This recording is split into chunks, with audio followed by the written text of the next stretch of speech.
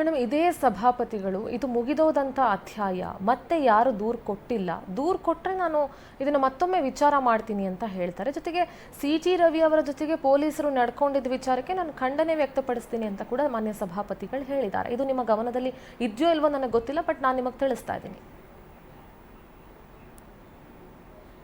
ನೋಡಿ, ಮಾನ್ಯ ಸಭಾಪತಿಗಳು ನಾನು ಭಾಳಷ್ಟು ಗೌರವ ಕೊಡ್ತೀನಿ. ಅವ್ರಿಗೆ ಗೊತ್ತಿದೆ ಏನು ಘಟನೆ ಆಗಿದೆ ಅನ್ನೋದು, ಖಂಡಿತವಾಗ್ಲೂ ಅವ್ರಿಗೆ ಗೊತ್ತಿದೆ.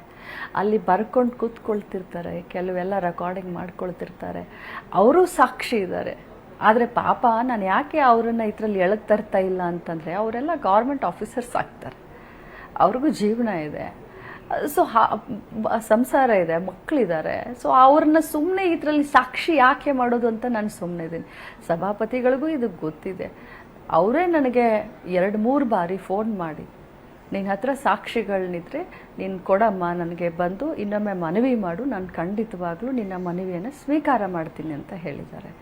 ಧರ್ಮಸ್ಥಳದಲ್ಲಿ ಬಂದು ಆಣೆ ಪ್ರಮಾಣ ಮಾಡಿ ಅಂತ ಹೇಳ್ತೀರಿ, ಅವರು ಅದಕ್ಕೆ ಯಾವ ರಿಯಾಕ್ಷನ್ ಅನ್ನು ಕೂಡ ಪ್ರಾಪರ್ ಆಗಿ ಕೊಡೋದಿಲ್ಲ.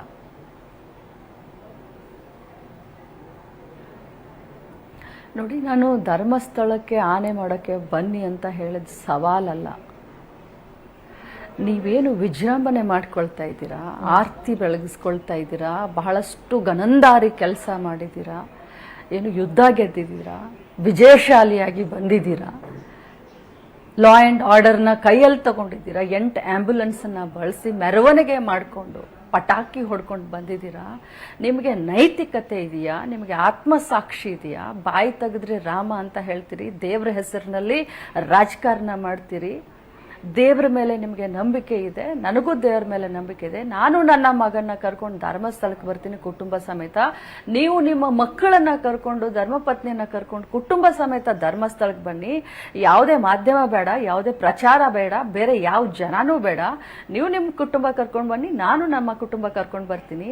ಏನು ಜನರ ಎದುರುಗಡೆ ಪೋರ್ಟ್ರೇಟ್ ಮಾಡ್ಕೊಳ್ತಾ ಇದ್ದೀರಾ ಬಹಳ ಸಾಚ ಅಂತ ಹೇಳಿ, ಆ ಸಾಚಾತನಕ್ಕೆ ಇದೊಂದು ಸಾಕ್ಷಿ ಆಗಲಿ, ಬಂದು ಪ್ರಮಾಣ ಮಾಡಿ, ನಾನು ಪ್ರಮಾಣ ಮಾಡ್ತೀನಿ ನೀವು ಅಂದಿದ್ದೀರಾ ಅಂತ ಹೇಳಿದ್ರು.